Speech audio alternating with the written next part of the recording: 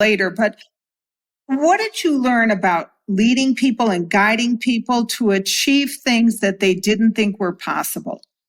Because when you started out, as you say, slinging luggage and parking airplanes, you didn't believe today that you could be an officer in a public company. So, how do you guide people to get them to achieve things they never thought possible? Wow, that's a good question. No one's ever asked me that question before. That's a really good, look at you. That's a good question, Nancy. So let me think through that. I really do believe, and this is, all jokes aside, I believe that leadership is a blessing, right? It's not for everybody. But I'm very mindful whenever I'm in a leadership position that, I'm being trusted with this person, these people, what have you. And part of my job is to pull out their gifts and their talents.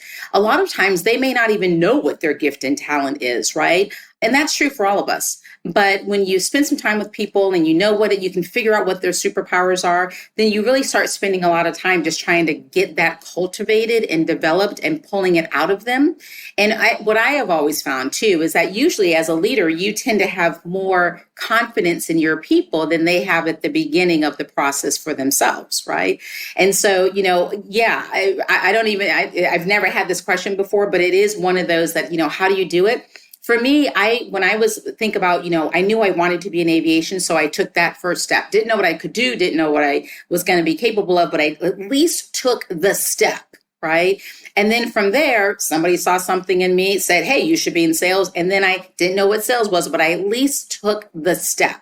And so what I would say is if I look back on my career, that the advantage that I had, and maybe it's because I moved around every 2 years of my life, right? So I was used to change and I was used to being the new kid on the block and having to adapt to a new school, new teacher, new everything. Part of what has been a blessing for me is I'm not afraid to try. I'll always at least take the first step.